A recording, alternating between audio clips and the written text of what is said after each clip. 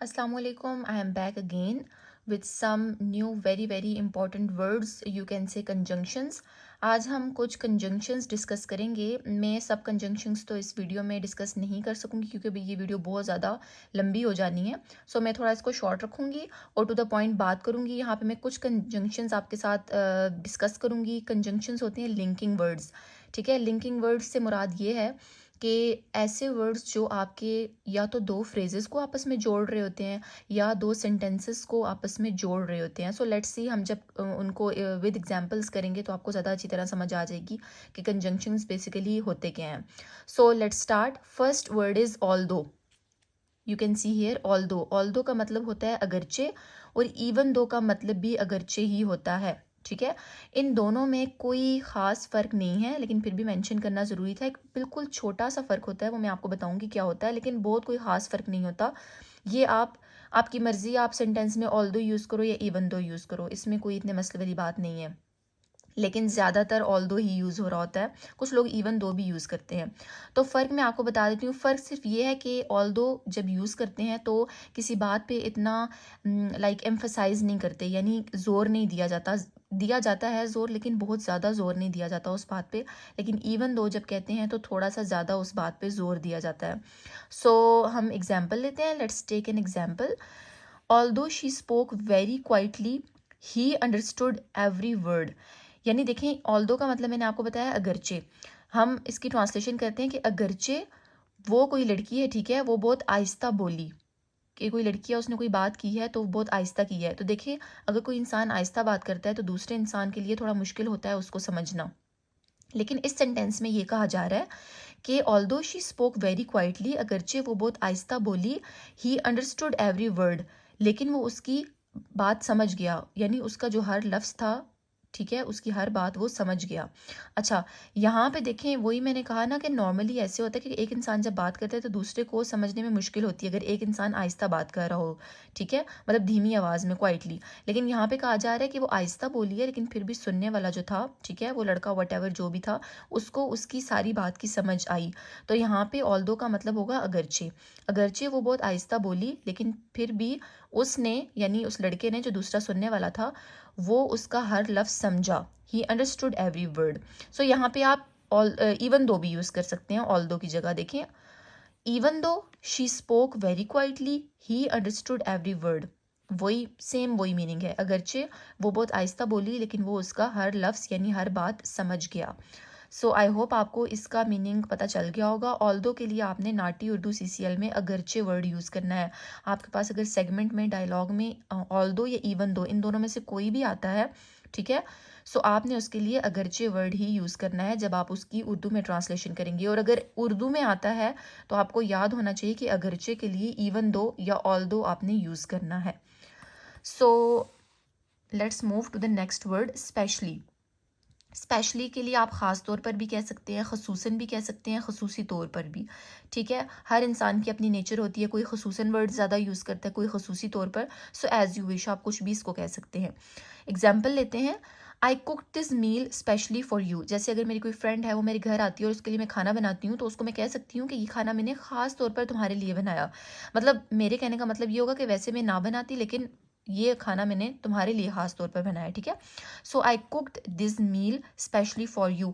या मेरी वही फ्रेंड है जिसके लिए मैं कोई लाइक गिफ्ट जो है वो परचेज़ करती हूँ, ख़रीदती हूँ उसके लिए, तो मैं उसे कह सकती हूँ कि I bought this gift specially for you, कि ये मैंने तोहफ़ा जो है, गिफ्ट जो है, वो ख़ास तौर पर तुम्हारे लिए ख़रीदा है. सो खसूसी तौर पर, खसूसन या ख़ास तौर पर के लिए आप स्पेशली वर्ड यूज़ करेंगे अपने नाटी सीसीएल उर्दू के एग्ज़ाम में.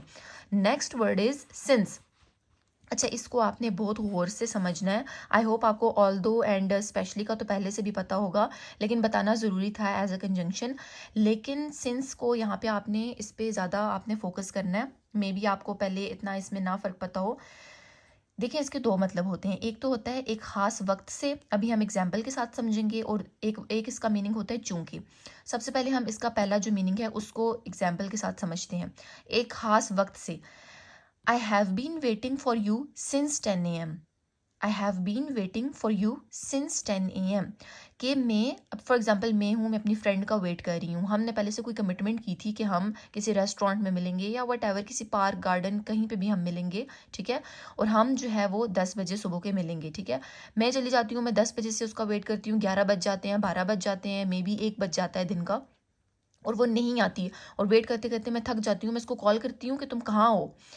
आई have been waiting for you since 10 AM कि मैं सुबह 10 बजे से तुम्हारा इंतज़ार कर रही हूँ।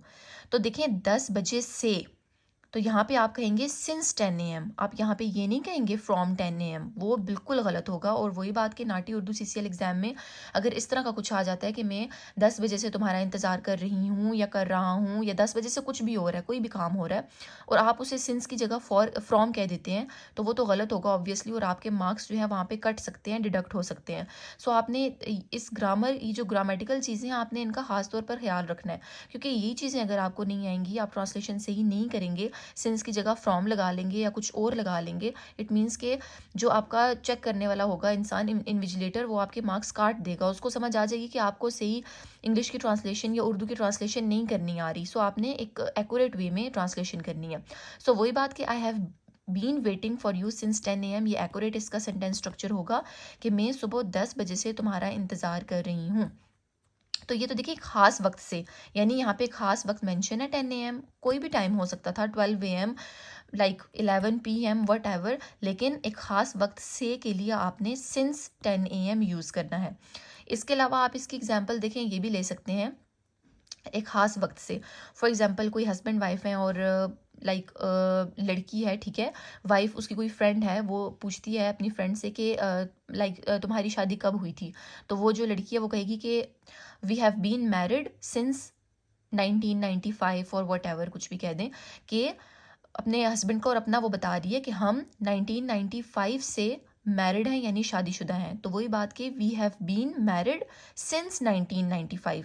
तो यहाँ पे ये नहीं होगा कि फ्रॉम 1995, यहाँ पे प्रॉपर सिंस यूज़ होगा कि हम, वही बात ख़ास टाइम की बात हो रही है ना, 1995 की बात हो रही है। तो we have been married since 1995 कि हम 1995 से शादीशुदा हैं, ठीक है। इसके अलावा आप ये भी कह सकते हैं कि जैसे फॉर एग्जांपल मैं हूँ, मुझसे कोई पूछता है मेरी फ्रेंड के बारे में कि तुमने उसको देखा है, कल देखा है या परसों या आज तुमने उसको कहीं देखा है, यूनिवर्सिटी में, कॉलेज में, वट एवर। सो मैं अगर कहती हूँ कि नहीं मैंने तो उसको कल से नहीं देखा, I haven't seen her since yesterday, कि मैंने उसको कल से नहीं देखा, since yesterday. So I hope आपको यहाँ पे जो एक ख़ास वक्त से रिलेटेड था कॉन्सेप्ट वो समझ आ गई होगी। Since yesterday, since 10 AM, since 1995, जितनी भी मैंने आपको एग्जांपल्स दी हैं वो एक ख़ास वक्त की थी कि उस ख़ास वक्त से ये काम हुआ है या ये काम नहीं हुआ, वो डिपेंड करता है जो भी काम हो। सो ये तो इस तरह था वक्त से रिलेटेड। अब चूंकि, अब हम देखते हैं कि सिंस चूंकि के तौर पे कैसे यूज़ होता है।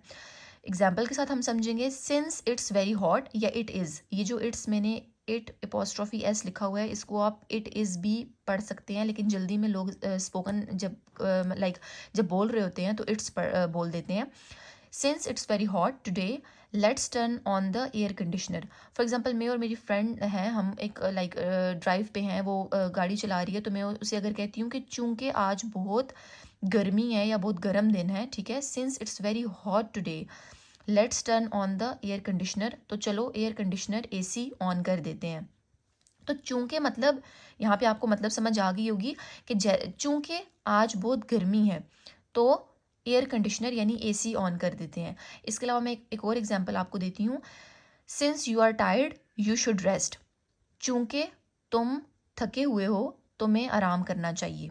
मैं रिपीट कर देती हूँ, since you are tired you should rest, ये यू शुड टेक रेस्ट, ये कह लें आप, ज़्यादा बेटर रहेगा। Since you are tired you should take rest, चूंकि तुम थके हुए हो या तुम थकी हुई हो तुम्हें आराम कर लेना चाहिए। सो ये भी चूंकि यानी सिंस की एक बेस्ट एग्जांपल थी, आप अपने पास नोट कर लें। तो आपको समझ आ गया होगा कि जब हम एक ख़ास वक्त से की बात कर रहे होते हैं तब हम सिंस को कैसे यूज़ करते हैं, और जब हम चूंकि, नॉर्मली हम ना इस चूंकि का जो होता है सिंस, ये हम नॉर्मली हम सेंटेंस के बिल्कुल स्टार्ट में यूज़ करते हैं, आप यहाँ पे देख सकते हैं। और यहाँ पे सिंस जो था वो मैंने मिड में यूज़ किया हुआ है। सो नॉर्मली ऐसे ही होता है। सो अब आपको समझ आ गई होगी सिंस के दो मतलब थे, एक तो था एक ख़ास वक्त से और दूसरा मतलब था चूँकि। तो मैंने काफ़ी डेप्थ में जाके आपको एक्सप्लेन किया। अगर आपको स्टिल इस चीज़ की समझ नहीं आई तो आप मुझे कमेंट्स में बता सकते हैं, मैं आपको दोबारा इससे रिलेटेड मज़ीद एग्जांपल्स के साथ समझा दूँगी। So let's move to next word, in spite of और डिस्पाइट। अच्छा, यहाँ पे भी आपको थोड़ा सा इस पे अटेंशन देने की ज़रूरत है। इन दोनों लफ्ज़ों के मतलब सेम हैं, यानी के बावजूद। इन स्पाइट ऑफ को भी के बावजूद कहते हैं और डिस्पाइट को भी के बावजूद ही कहते हैं। लेकिन इसमें एक छोटा सा फ़र्क है, लेकिन वो जो फ़र्क है, वो जो डिफरेंस है, वो बहुत ज़रूरी है आपके लिए जानना। जब भी आप इंस्पाइट वर्ड यूज़ करते हो तो हमेशा हमेशा उसके साथ ऑफ यूज़ करना पड़ता है आपको, ये लाजमी है। ये आपकी एक डिमांड है ग्रामर में। इंस्पाइट के साथ आपने ऑफ लाजमी यूज़ करना है, लेकिन डिस्पाइट के साथ आपने ऑफ कभी भी यूज़ नहीं करना। आप चाहे न्यूज़पेपर देख लें, कोई भी किसी किस्म का आर्टिकल देख लें, आप किसी मूवी में देख लें, कुछ भी आप देख लें, डिस्पाइट के साथ आप कभी भी ऑफ नहीं देखेंगे। ये 100% ये बात गारंटेड है कि आप डिस्पाइट के साथ कभी भी ऑफ यूज़ नहीं कर सकते, ना ही आप कहीं देखेंगे। लेकिन इंस्पाइट के साथ हमेशा ऑफ यूज़ होता है, लेकिन मतलब दोनों के सेम है, के बावजूद। इंस्पाइट ऑफ का मतलब भी के बावजूद होता है और डिस्पाइट ऑफ का मतलब भी के बावजूद ही होता है। सो वही बात कि इन केस आपको नाटी उर्दू सीसीएल एग्जाम में कोई ऐसा सेंटेंस आ जाता है कि जिसमें के बावजूद यूज़ हुआ है वर्ड और वहाँ पे आपने उसकी ट्रांसलेशन करनी है, तो उसके लिए आप या तो इन स्पाइट ऑफ यूज़ कर सकते हैं या डिस्पाइट यूज़ कर सकते हैं, आपकी मर्ज़ी है। लेकिन आपको पता दोनों का होना चाहिए कि इन केस आपको डिस्पाइट भूल जाए तो आप इन स्पाइट ऑफ बोल दें, या अगर ये भूल जाए तो दूसरा बोल दें। So let's take an example. यहाँ पे मैंने दो एग्जाम्पल्स ली हैं, मेरे माइंड में अगर तीसरी भी आई तो मैं आपको वो भी आपके साथ शेयर करूंगी। He runs fast in spite of being overweight. वो बहुत तेज भागता है। He runs fast in spite of being overweight. Overweight मतलब जिसका वजन ज़्यादा हो। ऑब्वियसली जिसका वजन ज़्यादा हो वो इंसान मोटा होता है, ठीक है। ज़्यादा वजन होने के बावजूद वो तेज़ भागता है। अच्छा देखिए, नॉर्मली ऐसा होता है कि जिस इंसान का वज़न ज़्यादा हो, जो इंसान मोटा हो, तो हम एक्सपेक्ट नहीं करते कि वो ज़्यादा भागेगा। लेकिन यहाँ पे एक सरप्राइज़ वाली बात है, ये कह लें आप कि यहाँ पे कहा जा रहा है कि कोई इंसान है जिसका वेट ज़्यादा है, ठीक है, वो मोटा है। सो इसके बावजूद वो तेज़ भागता है। देखिए, के बावजूद के लिए हमने यहाँ पे क्या यूज़ किया है, इन स्पाइट ऑफ। तो इसका जो ट्रांसलेशन होगी वो ये होगी कि he runs fast in spite of being overweight, के ज़्यादा वज़न होने के बावजूद वो तेज़ भागता है। इसी तरह हम डिस्पाइट लेते हैं, वही मैं आपको पहले भी बता चुकी हूँ कि डिस्पाइट का मतलब भी के बावजूद ही होता है। So let's take an example. Sorry. Despite the stress Maya loves her job. देखिए, नॉर्मली इस तरह होता है कि जिस जॉब में, यानी जिस मुलाजमत में या जिस नौकरी में कोई स्ट्रेस हो, कोई अ काइंड ऑफ टेंशन कह लें, कोई इस किस्म की परेशानी हो, तो उस नौकरी को, उस जॉब को लोग पसंद नहीं करते। लेकिन यहाँ पे हमने वही बात है कि के बावजूद वर्ड यूज़ करना है सेंटेंस में। Despite the stress Maya loves her job, कि स्ट्रेस के बावजूद, यानी परेशानी कह लें, टेंशन कह लें, कि टेंशन स्ट्रेस के बावजूद माया अपनी जॉब पसंद करती है। लाइक जॉब से प्यार करती है, पसंद करती है, एक ही बात है। तो यहाँ पे देखें डिस्पाइट वर्ड यूज़ हुआ है, लेकिन आपने और किया होगा कि मैंने डिस्पाइट के साथ ऑफ यूज़ नहीं किया, यहाँ पे इंस्पाइट के साथ मैंने ऑफ यूज़ किया था। तो यही इनमें डिफरेंस था, बाकी इनमें कोई डिफरेंस नहीं है। इसका मतलब भी के बावजूद है और इसका मतलब भी के बावजूद ही है। So despite the stress Maya loves her job, के स्ट्रेस के बावजूद माया को अपनी नौकरी पसंद है, या माया अपनी मुलाजमत पसंद करती है, ये भी आप कह सकते हैं। इसके अलावा मैं कोई और आपको एग्जांपल दे देती हूँ, इंस्पाइट ऑफ की दे देती हूँ। Let's take another example. For example, she studies hard in spite of being sick. अब देखिए, नॉर्मली इस तरह होता है कि कोई बंदा, कोई लड़की, लड़का, व्हाटएवर, वो अगर बीमार हो तो वो नहीं पढ़ सकता, और अगर पढ़े भी तो इतनी मेहनत से नहीं पढ़ सकता। ऑब्वियसली कि इंसान बीमार हो तो वो किस तरह पढ़ेगा। लेकिन वही बात कि अगर मैं कहती हूँ कि she studies hard in spite of being sick, कि वो बीमार होने के बावजूद बहुत मेहनत से पढ़ती है, तो यहाँ पे के बावजूद वर्ड मैंने यूज़ करना था, इसलिए आपको एग्जांपल दी है कि she studies hard in spite of being sick, कि वो बीमार होने के बावजूद बहुत मेहनत से पढ़ाई करती है। सो ये तो था, दैट्स ऑल फॉर टुडे। आज के लिए इतना आई थिंक इनफ है, अदरवाइज़ वीडियो ज़्यादा लंबी हो जाएगी। मैं जो बाकी कंजंक्शंस रह गए हैं, अभी काफ़ी सारे और कंजंक्शंस बाकी हैं, प्रपोजिशंस भी बाकी हैं, वो मैं इंशाल्लाह नेक्स्ट कमिंग वीडियोज़ में आपके साथ शेयर करूँगी। और यहाँ पे मैं ये कहना चाहूँगी कि आपको अगर ऑनलाइन क्लासेस लेनी है नाटी उर्दू सीसीएल से रिलेटेड तो आप ले सकते हैं मेरे साथ क्लासेस। मेरा जो जीमेल है वो मेरी डिस्क्रिप्शन में गिवन है, आप वहाँ से मेरे साथ कांटेक्ट कर सकते हैं। सो आई होप आपको आज की वीडियो अच्छी लगी होगी, आपने काफ़ी कुछ सीखा होगा। नेक्स्ट कमिंग वीडियोज़ में भी मैं इसी तरह इन्फॉर्मेटिव और यूज़फुल चीज़ें लेके आऊँगी कि जिनसे आपकी हेल्प हो सके। So thanks for watching.